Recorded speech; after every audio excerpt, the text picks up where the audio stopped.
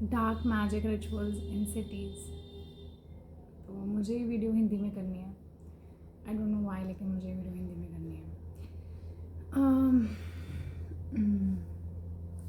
सो एक परसेप्शन है कि डार्क मैजिक जैसी चीज़ें हमें गांव में मिलती हैं या दूर दराज कहीं जहाँ ज़्यादा लोग नहीं होते, वहाँ पर इट्स इजी ब्लैक मैजिक करना, या गांव में विलेजेस में ही होना, रूरल एरियाज़ में होना। हमारा ये एक बहुत मिथ है कि ब्लैक मैजिक जैसी चीज़ें वहाँ पाई जाती हैं।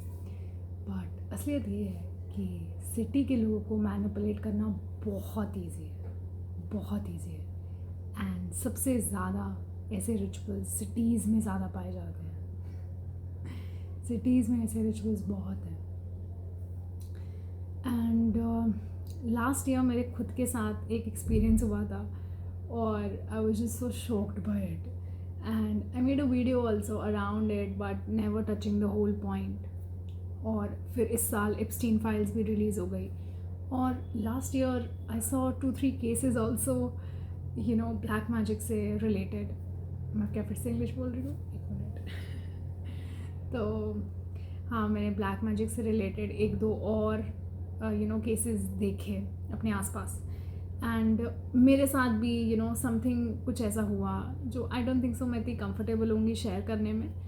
लेकिन या ऐसे ट्रैप्स हैं, डार्क रिचुअल्स ब्लैक मैजिक जैसे ट्रैप्स बहुत हैं, एंड सिटीज़ में ज़्यादा हैं, क्योंकि सिटीज़ में मैनिपुलेट करना बहुत ईजी है, क्योंकि सिटीज़ के लोग एजुकेटेड है।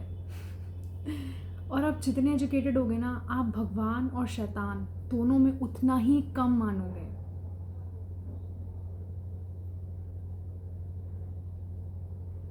यस, मुझे लगता है मैंने एकदम परफेक्ट स्टेटमेंट बोल दी, टोटली परफेक्ट स्टेटमेंट।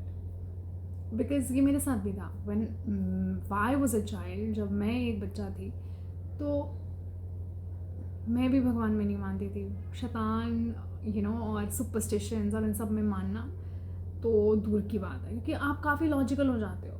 आपको सिखाया जाता है जो माइक्रोस्कोप में लिखा है, जो साइंस ने साबित कर दिया है, वो ही सच है। अब धीरे धीरे हम आपको ऐसे ही साइंस से धीरे धीरे हम एक दिन भगवान के पास पहुंच जाएंगे। कहीं ना कहीं सबकॉन्शियसली वो आपके दिमाग में यही डालते हैं, तो साइंस से चलो, साइंस लेकर चलो। लेकिन साइंस बहुत लॉजिकल है, बहुत ही लेफ्ट ब्रेन है, आई एम सॉरी, बहुत ही राइट ब्रेन है। राइट, साइंस बहुत ही राइट ब्रेन है, बहुत लॉजिकल है, एंड बहुत स्लो प्रोसेस है ये भगवान तक पहुंचने का। भगवान के पास आप 2 मिनट में पहुंच सकते हो, if you have devotion, if you have truth, if you have love in your heart, तो आप पहुंच सकते हो बहुत easily. You can take a quantum leap, quantum physics, if you no.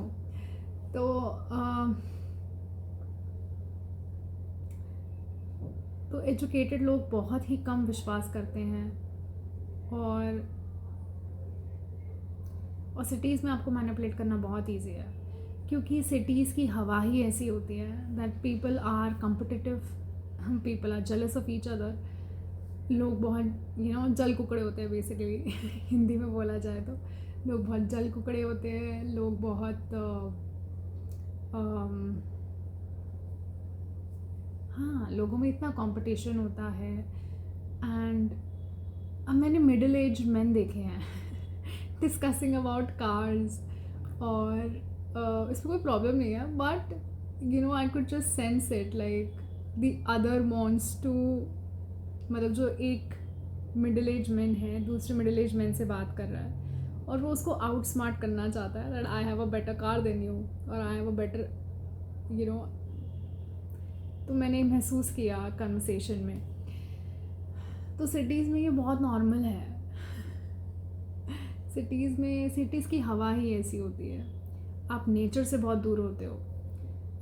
अभी recently just met a random stranger somewhere, and actually nature के बीच में ही just met a random stranger, and पता नहीं स्पिरिचुअलिटी की बात कैसे स्टार्ट हो गई, लेकिन वो भी यही बता रहे थे कि जो वृक्ष होते हैं वो सुसुप्ति में होते हैं. इफ दैट्स द या आई जस्ट होप ये राइट वर्ड है, सुसुप्ति. तो मतलब कि अब एग्जैक्टली मुझे नहीं पता, बट उनकी जो फ्रिक्वेंसी होती है, मतलब बेसिकली वो मुझे एग्जैक्टली इस वर्ड का मतलब नहीं पता, लेकिन मैं इतना ज़रूर समझ गई कि जो उनकी जो फ्रिक्वेंसी होती है, अगर वो आसपास हमारे बहुत ज़्यादा होंगे, ट्रीज़ बहुत ज़्यादा होंगे, नेचर बहुत ज़्यादा होगा, पानी कहीं ना कहीं नदी बह रही होगी.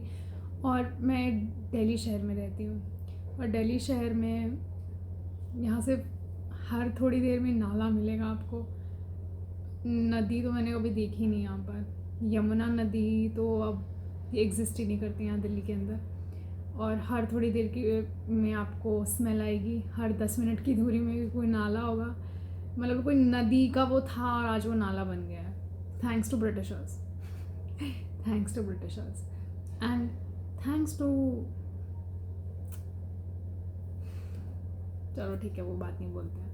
लेकिन हाँ, तो जहाँ पे पानी होगा, नदी होगी, वहाँ बहुत अच्छा है. जहाँ नेचर होगा, उनकी फ्रिक्वेंसी इतनी अच्छी होती है, अगर इंसान उसके बीच में रहेगा तो वो बहुत फलेगा फूलेगा, काम रहेगा, उसकी फ्रिक्वेंसी सही रहेगी, वो नेचर के साथ जुड़ा रहेगा.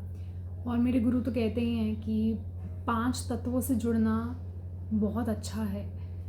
5 तत्वों से डेली बेसिस पे कनेक्ट करना बहुत अच्छा है और करना चाहिए सबको. एंड मैंने ग्राउंडिंग करनी स्टार्ट करी लास्ट ईयर से, because I felt it. And last year मैंने इतने इफ़ेक्ट्स नहीं देखे जितने मैंने इस साल देखे, क्योंकि यस, क्योंकि थोड़ा टाइम लगता है. आप बॉडी को बिल्कुल ही दूर छोड़ाए हो, नेचर से बिल्कुल दूर कर दिया आपने बॉडी को, और एकदम से उसे लेके जा रहे हो नेचर के पास. तो थोड़ा टाइम लगता है कि वो भी समझे कि what is this new thing that is happening with me. तो सिटीज़ के लोग नेचर से बहुत दूर हैं, बिकॉज सिटीज़ में आप एक क्लस्टर ऑफ, बेसिकली सिटी क्या है, एक ऐसा गांव, अनसस्टेनेबली डेवलप्ड गांव. अगर आप अच्छे से देखो तो सिटी एक अनसस्टेनेबल गांव ही है अल्टीमेटली, बिकॉज बहुत सारे लोग एक साथ रह रहे हैं लेकिन बहुत अनसस्टेनेबल वे में. कुछ रेन वाटर हार्वेस्टिंग नहीं हो सकती, कुछ फार्म्स बहुत दूर दूर मिलते ही नहीं है, नेचर से बहुत दूर हो जाते हैं. जो थोड़े बहुत 3-4 पेड़ पहले लगते भी थे घरों के आगे, जैसे मैंने 90s से अब I have come in to 2026, तो 90 से जैसे आई हैव ग्रोन अप, मैंने देखा है कि घरों के आगे पेड़ हुआ करते थे, मेरे खुद के घर के आगे पेड़ हुआ करते थे. पर जैसे जैसे लाइफस्टाइल बदलते, कई चीज़ें बदलते गई, वो एक तो पेड़ भी काट दिए गए बिकॉज पार्किंग करनी होती है. तो सिटीज़ में लोगों को मैनिपुलेट करना बहुत ईजी है. यहाँ पे लोग बहुत जल्दी अपनी इमेज के लिए, क्योंकि यहाँ पर सिटीज़ में एक है कि आपको अपनी इमेज अच्छी रखनी है ना. और गांव में लोग शायद भोले होते हैं और इतना नहीं सोचते, बट सिटी में आपकी इमेज, आप कैसे ड्रेसअप होते हो, आप कैसे कपड़े पहनते हो, आप कैसे दिखते हो, ओ गॉड, ये इतना ज़्यादा मैटर करता है कि आई नो समबडी. मैं कोई कोचिंग क्लास लेती थी, एंड एक लड़का आया, वो दूर गांव से आया था, तो उसके पास बहुत पुरानी कोई टैची वैची सी बिल्कुल थी, और शायद वो इतने अच्छे कपड़ों में नहीं भी था, पर वो बहुत दूर से किसी गांव से आया था और उसको कोचिंग लेनी थी. तो सर ने उसे मना कर दिया था क्योंकि कि तुम कहीं और जाके पूछो, क्योंकि I was purely on the basis of कि वो कैसे दिख रहे थे. हो भी सकता है, ठीक है, मतलब हो सकता है कुछ सिक्योरिटी इशू महसूस भी हो रहा हो सर को, और ठीक है, बट मुझे ऐसा लगा कि उन्होंने बहुत जल्दी जज कर लिया. और क्या है, बहुत जल्दी कंक्लूड हो गया उनसे।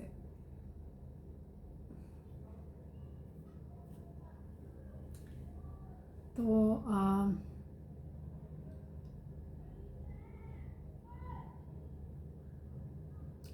पर सच बात तो ये है कि जो बुरे लोग होते हैं ना, उनकी इमेज बहुत साफ रहती है। वो मास्टर्स होते हैं, दे आर बॉसेस अपनी इमेज को अच्छा बनाने के लिए। उनको अंदर से तो पता ही है वो हिडियस वर्क कर ही रहे हैं, तो ऐसे लोग अपनी image first class and tip top रखते हैं। मतलब आप कभी इन लोगों को गलत समझ ही नहीं पाओगे। मैं ये वीडियो भी करना चाहती थी कि इस शेप शिफ्टिंग रियल तो आई गेस मैं इस वीडियो में भी बात कर सकती हूँ कि शेप शिफ्टिंग एक्चुअल में एग्जिस्ट करता है। And I mean I don't know, बहुत सारी कॉन्स्पिरेसी थ्योरीज हैं शेप शिफ्टिंग को लेके। And even I was listening to this Praveen Mohan, तो वो भी रिसर्चर हैं और वो भी ऐसे टॉपिक्स पे बहुत बात करते हैं, और मैं भी उन्हें कुछ सालों से सुन रही हूँ। तो वो भी शेप शिफ्टिंग के बारे में बात करते हैं, और कि लिटरली ये शेप शिफ्टिंग एग्जिस्ट करता है। हमारे ग्रंथों में भी है, सनातन धर्मों में जितने ग्रंथ हैं उसमें भी है कि जैसे नागास जैसे होते हैं, वो वो ह्यूमन फॉर्म ले लेते हैं and when they come on earth, तो शायद लिटरली भी एग्जिस्ट करता होगा। और मेरा ऐसा कुछ एक्सपीरियंस नहीं है, लेकिन शेप शिफ्टिंग सटली तो बहुत ही होता है धरती पर।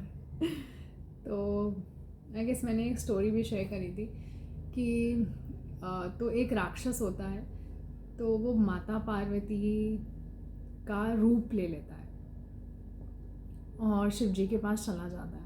माता पार्वती और शिव जी के बीच में थोड़ा सा कॉन्फ्लिक्ट चल ही रहा होता है, तो इस बात का फ़ायदा उठा के राक्षस जो है वो माता पार्वती का रूप धारण करके, तो माता पार्वती दूर चली जाती है, जो रियल माता पार्वती होती हैं वो दूर चली जाती हैं शिव जी से, क्योंकि कॉन्फ्लिक्ट चल रहा होता है। तो ये राक्षस जो होता है ये माता पार्वती का रूप धर के शिव जी के पास आ जाता है, और इसका पूरा इंटेंशन होता है टू हार्म शिव जी। तो ये जो राक्षस होता है तो ये जाता है और सबसे पहले माफ़ी मांगता है कि मुझसे गलती हो गई, मतलब माता पार्वती बन के कि मुझसे गलती हो गई, आप ही सही थे। जो रियल माता पार्वती है वो गुस्से में, ओके, वो आर्ग्यूमेंट में है, वो गुस्से में है और वो अपने गुस्से में सही है। लेकिन जो ये अनरियल माता पार्वती है ये सॉरी बोल रही है और ये सब चीज़ें हो रही हैं। तो शिव जी को शायद यही शक हो गया था, शिव जी तो सर्वज्ञाता है। तो खैर ये स्टोरी आगे बढ़ती है, और फिर गणेश जी को शक हो जाता है कि कुछ तो गड़बड़ है, ये मेरी माता नहीं हो सकती है। तो ऐसे पूरी सभा बैठती है और शिव जी एक सभा बिठाते हैं और रियल पार्वती भी आ जाती है, और तो सभा बैठती है, रियल पार्वती होती है और ये शेप शिफ्टर राक्षस जो होता है ये होता है। और ये बैठते हैं, सभा में बैठते हैं और शिव जी कहते हैं कि सब आओ और सब अपना वोट दो कि दोनों में से कौन असली पार्वती माता है। तो सब कोई ना कोई आते हैं और कोई ना कोई क्वेश्चन ज़रूर पूछता है, ठीक है। तो कोई ना कोई क्वेश्चन पूछता है माता पार्वती से, ताकि पता चल जाए कि, और जो सही जवाब देगा वो माता पार्वती होगी। तो ऐसे ऐसे करते करते सब आते हैं। तो मुझे सबका क्वेश्चन तो याद नहीं है, सब क्वेश्चन पूछते हैं और मोस्टली सब गलत माता पार्वती को वोट दे रहे होते हैं। एक्चुअली मुझे नारायण जी का एक क्वेश्चन बहुत अच्छा लगा था। तो नारायण जी ने पूछा था कि अगर जैसे तुम सती थी, तो जैसे सती ने तो आत्मदह कर लिया था, तो अगर तुम फिर से सती पैदा होती तो इस बार क्या तुम आत्मदह करती? तो जो नकली पार्वती थी उसका आंसर क्या था? उसका आंसर बिल्कुल मीठा और बिल्कुल आपको बिल्कुल शक नहीं हो सकता कि वो माता पार्वती नहीं है। वो बोलती कि यस, मैं तो अपने प्यार के लिए सब कुछ करूँगी मेरे अगर मेरे शिव जी को इंसल्ट किया जाए, कुछ भी किया जाएगा, मैं बिल्कुल दे त्याग दूँगी अपने प्यार के लिए। मैं ये कर दूँगी, मैं वो कर दूँगी, प्यार के लिए तो सब चलता है। So she is very perfect in making her image. वो शेप शिफ्टर राक्षस ये जानता है कि मुझे अपनी इमेज क्लियर रखनी है, और वो बिल्कुल वैसा ही कर रहा था। और नारायण जी भी काफ़ी कंफ्यूज हो जाते हैं जब वो रियल माता पार्वती का आंसर सुनते हैं। रियल माता पार्वती बोलती है कि नहीं, मैं ये नहीं करूँगी, मैं ज़िंदगी को चुनूँगी, मैं एक और पॉसिबिलिटी को चुनूँगी, मैं इमोशनल होके फिर से आत्मदेह में नहीं जाऊँगी।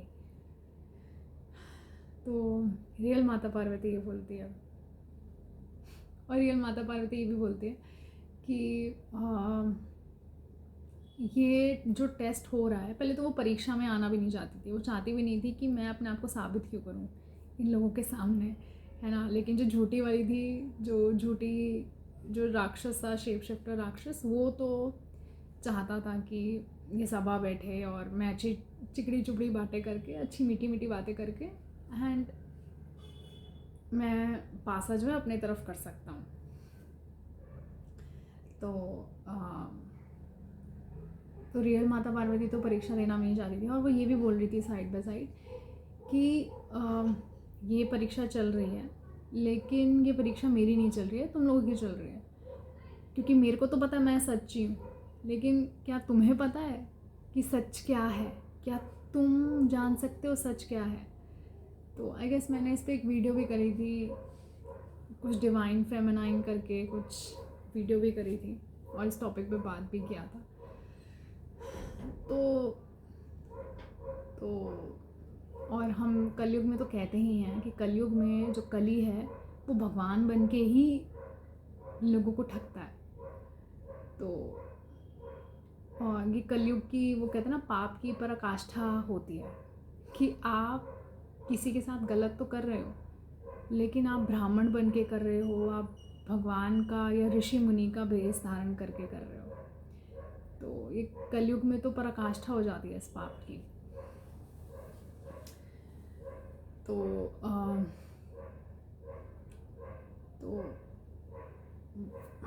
हमारे बीच ऐसे लोग रहते हैं, और हम डार्क रिचुअल्स में हैं, और मास लेवल पे डार्क रिचुअल्स किए जाते हैं, और सिटीज़ में करना ये बहुत आसान है क्योंकि लोग लिटरली सो रहे हैं।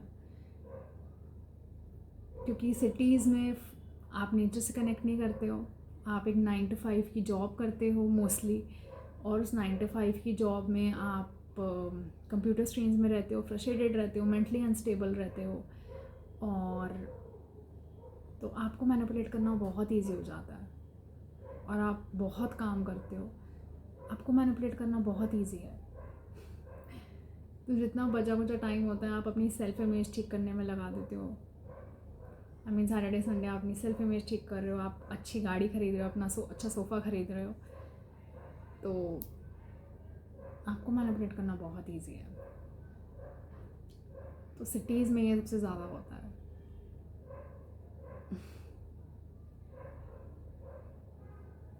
और मास लेवल पे ये होता है। और actually I don't no, I don't feel comfortable वैसे तो शेयर करना कि मेरे साथ कुछ हुआ, और इसलिए भी कंफर्टेबल नहीं क्योंकि मुझे ऐसा लगता है कि लोग बिलीव नहीं करेंगे, और I guess it's a witch wound to I don't know, I have just always been around wrong people. I mean, yeah, I've always tried to tell the truth to the wrong audience basically. तो मैं कहीं ना कहीं YouTube के माध्यम से एक right audience ढूंढती हूँ। मैं समझती हूँ कि हर कोई राइट ऑडियंस नहीं हो सकता है, तो मुझे लगता है कि YouTube पर या Instagram पर, जैसे मेरा जो पेज है, तो मुझे लगता है यहाँ पर शायद मुझे राइट लोग मिल सकते हैं, राइट ऑडियंस मिल सकती है जो ये सुनना चाहती है और जो ये समझ सकती है जो मैं बोलना चाह रही हूँ। और हर कोई राइट ऑडियंस हो भी नहीं सकता है। तो हाँ, बट फिर भी मैं इतना कंफर्टेबल फील नहीं करूँगी कि मेरे साथ क्या हुआ वो बताने में। लेकिन मैं बस इतना ज़रूर कहना चाहूँगी कि एक पर्टिकुलर रिलीजन से भी रिलेटेड था वो, और और प्लस इट वाज मतलब एक मेडिकल हेल्थ केयर क्लिनिक का ये वाक्य था लास्ट ईयर. तो I was just so shocked. And these and the people that were involved were highly educated, and trust me, they never looked like कि वो ऐसे किसी चीज़ में इन्वॉल्व हो सकते हैं. मुझे याद है आज भी, जब मैंने ये मेरे साथ इंसिडेंट हुआ और मैंने नेक्स्ट कुछ वीडियो बनाई, और आई गेस मैंने एजुकेशन में वीडियो बनाई थी कि हमें एजुकेशन ये सब चीज़ें सिखा क्यों नहीं रही है कि ऐसी चीज़ें एग्जिस्ट करती हैं. एजुकेशन हमें एक्चुअली में डिस्ट्रैक्ट कर रही है और हमें लॉजिकल बना रही है. तो मुझे एजुकेशन सिस्टम, कुछ भी चीज़ होती है, मुझे एजुकेशन सिस्टम पे बहुत गुस्सा आता है. मुझे लगता है मैं इस पर बोलूँ. तो मुझे आज भी याद है जब मैंने वीडियो बनाई थी, तो मैंने स्टार्ट किया था, बाहर भेड़िए घूम रहे हैं, and you know they look like sheeps with the wolves. They are hideous wolves inside. तो और हम ऐसे लोगों से घिरे हुए हैं. और अब तो एप्स्टीन फाइल्स भी आ गई इस साल, और भी चीज़ें होती तो हैं, और इंट्यूटिवली मुझे महसूस तो होता है, लेकिन मैं अभी इतनी कंफर्टेबल फील नहीं करती कि अपनी इंट्यूशन लोगों को बताऊं जाकर, क्योंकि उसमें कुछ एविडेंस नहीं होता ना. तो शायद मैं भी ये स्टोरी बताने में इतनी कंफर्टेबल फील नहीं करूँगी क्योंकि मेरे पास कोई एविडेंस नहीं होगा प्रूफ करने के लिए. बट हाँ, ऐसी चीज़ें एग्जिस्ट करती हैं. That's it. That's all I wanted to come and talk about. और सिटीज़ में होना बहुत ईजी है, ट्रस्ट मी. सिटीज़ में होना बहुत ईजी है, और सिटीज़ में सबसे ज़्यादा होता है ये सब. जितनी ज़्यादा डेवलपमेंट, जितनी ज़्यादा मॉडर्न सिटी होगी, सबसे ज़्यादा वहाँ ये सब चीज़ें होंगी, और यही सच है. तो क्या ऐसी चीज़ों से डरना चाहिए? बिल्कुल भी नहीं.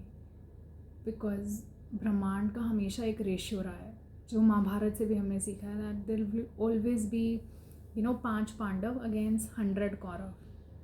तो हमेशा 5:100 का रेशियो, 1:20 का रेशियो रहा है. और 1:20 का भी रेशियो तब है जब पांडवों की, इट ऑल्सो डिपेंड्स ऑन कितनी लाइट है. जैसे पांडवों की जितनी लाइट है उस हिसाब से 100 कौरव को वो खा सकती है. अगर और भी ज़्यादा लाइट वाले लोग, जिन्होंने बहुत ज़्यादा लाइट को इंटीग्रेट कर लिया है, और जितनी ज़्यादा लाइट धरती पे बढ़ती है, तो ऐसे लोग और ऐसी चीज़ें ज़्यादा इफ़ेक्ट नहीं डाल सकती हैं. तो डरने की बात नहीं है, मैं डराने भी नहीं आई हूँ इस वीडियो से, लेकिन एक प्रोटेक्शन होना इज़ वेरी इंपॉर्टेंट. तभी तो पहले गुरुकुल होते थे, गुरु होते थे, वो प्रोटेक्शन के लिए कुछ ना कुछ देते थे, कुछ क्रिया होती थी, कुछ पूजा होती थी, कोई ना कोई एक मन में एक विश्वास होता था. That would just keep on, that would just keep us going in life. But आज सब भ्रमित हैं, सब इल्यूजन में हैं, और कोई सच नहीं देख पा रहा है.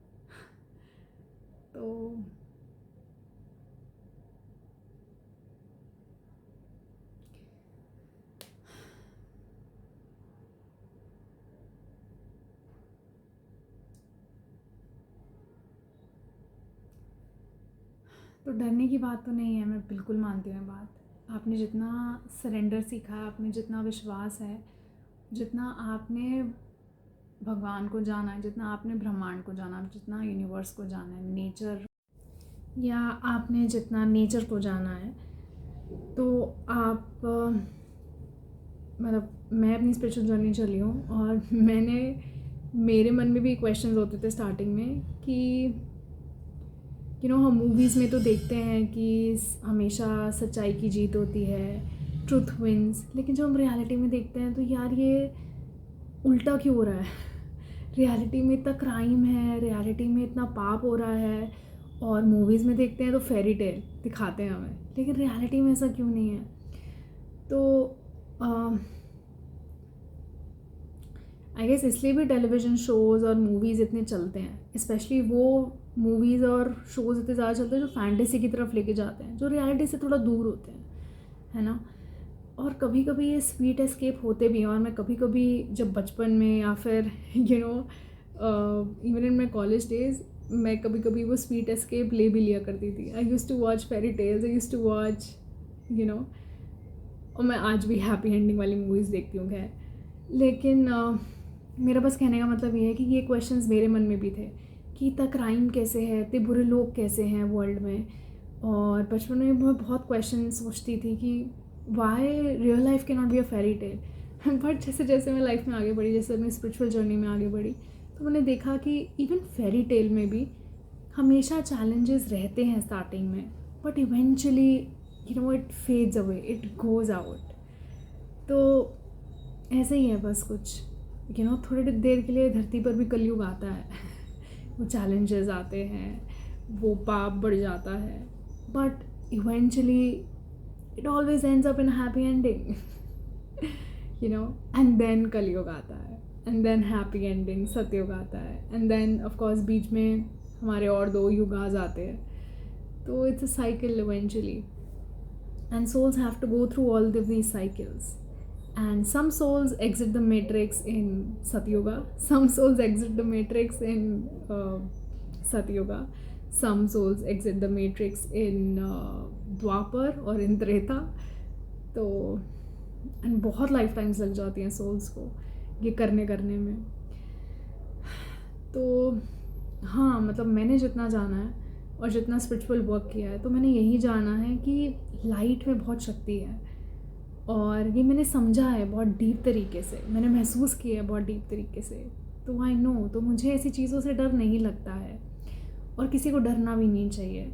लेकिन समझदारी भी इसी में है कि हमारे पास कुछ प्रोटेक्शन होना इज़ वेरी इम्पॉर्टेंट.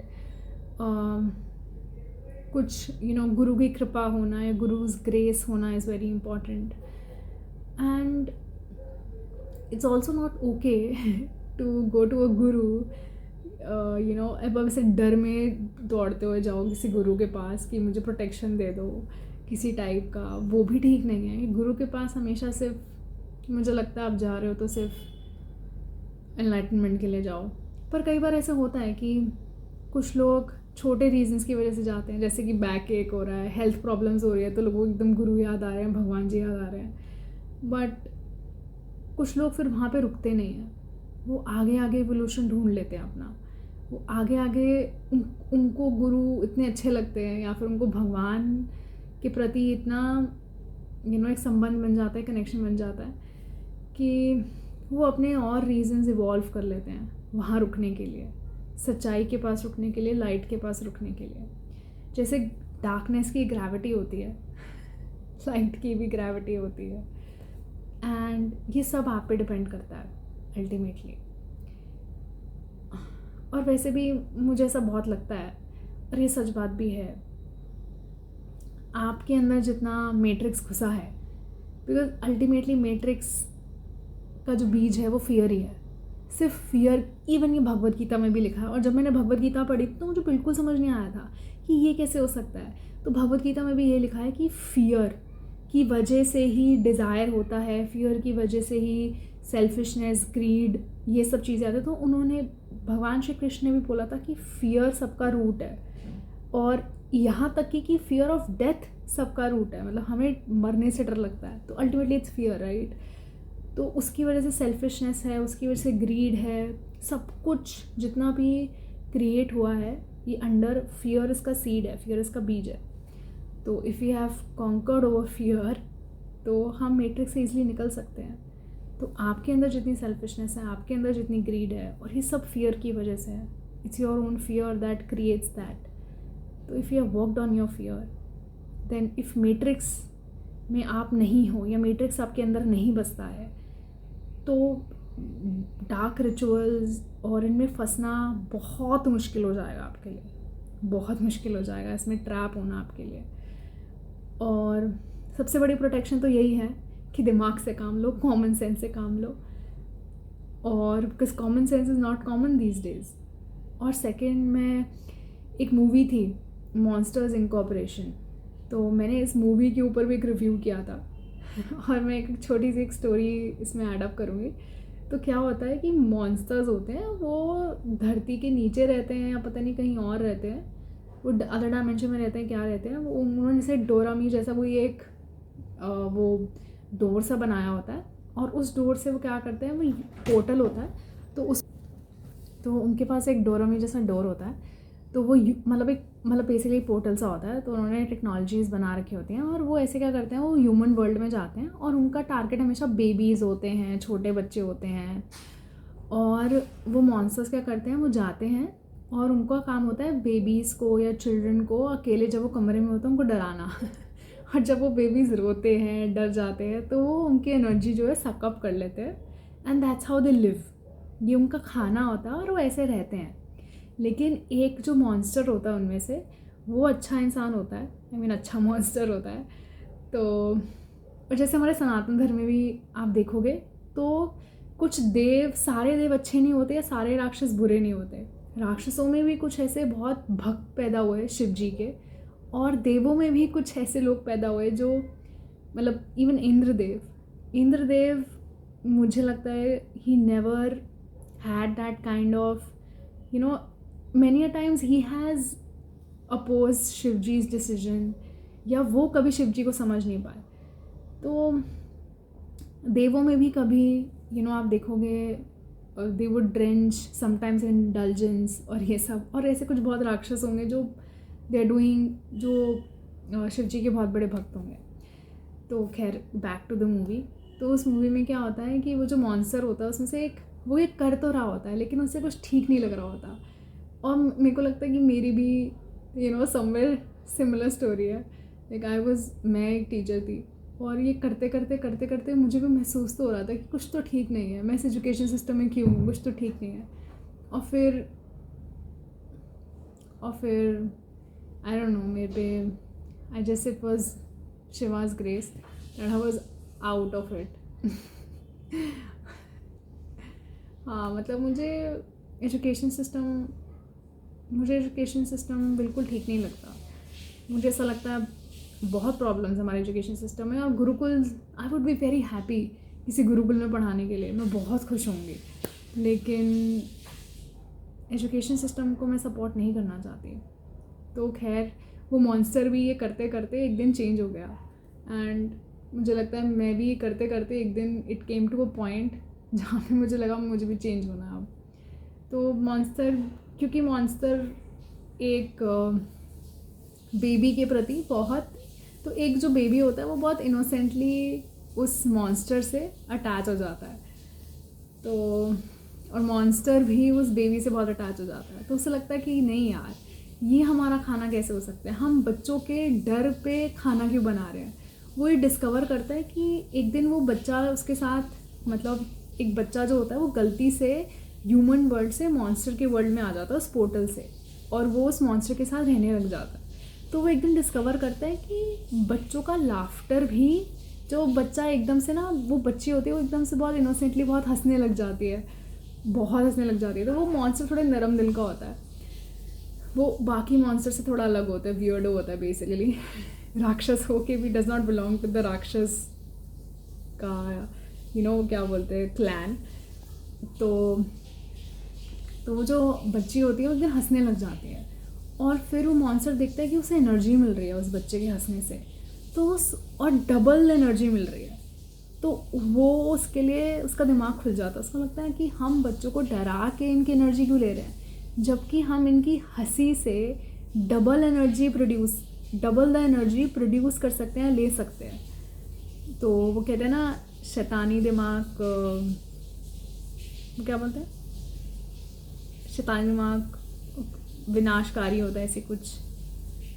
तो हाँ, मतलब विनाश तुम दूसरे,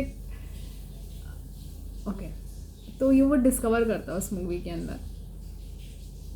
तो मैं स्टोरी क्यों बताती, मैं मूवी क्यों बताती, मुझे भूल गया। तो हाँ, मतलब मैं ये बताना चाह रही हूँ कि कि हमें डरा रहा है या कोई चीज़ हमारे अंदर डर उत्पन्न कर रही है, तो हमें उस पर एनर्जी या फोर्स अपना नहीं देना चाहिए। और ये तब होगा जब आप स्पिरिचुअलिटी में जाएंगे, आप स्पिरिचुअलिटी क्या है? बेसिकली आप अपने अंदर जाओगे, आप अपनी लाइफ के अंदर घुसोगे, आप सच में अपनी लाइफ को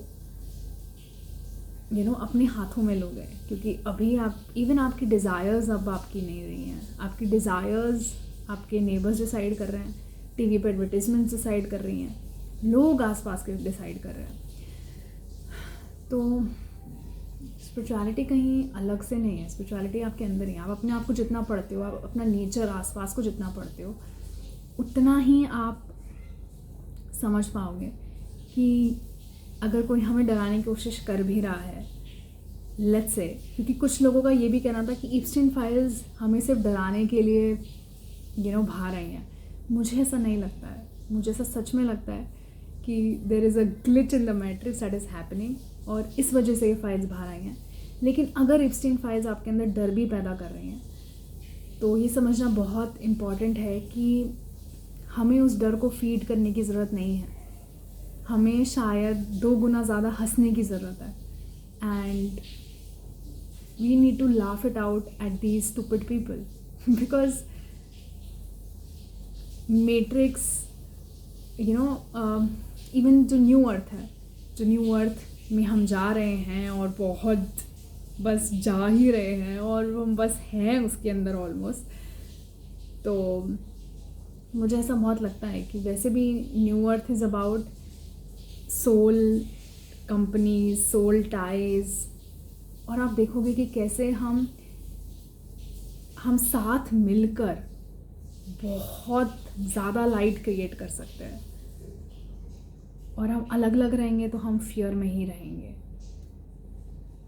तो इन चीज़ों से डरने की ज़रूरत नहीं है, क्योंकि हम जितना डरेंगे हम उसमें और एनर्जी डालेंगे और उनको एनर्जी देंगे। तो ऐसे लोगों को एनर्जी देने की ज़रूरत है नहीं, इनकी कोई औकात है नहीं। सच में इनकी कोई औकात नहीं है, जितना भी स्केरी लगे, बट सच में लोगों की कोई औकात नहीं है। क्योंकि मैंने जितना मैंने सीखा है, ब्रह्मांड को जितना पढ़ा है और यूनिवर्स को जितना समझा है और जितने लॉज समझे हैं ऑफ यूनिवर्स, तो मैं तो इतना जानती और समझती हूँ। और ये बहुत गहराई से समझाने के लिए शायद मुझे एक अलग वीडियो बनानी पड़ेगी।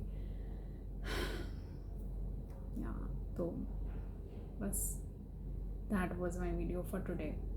I hope you like it. Please like करना, कमेंट करना, सब्सक्राइब करना, और हो सके तो शेयर करना। Thank you for watching.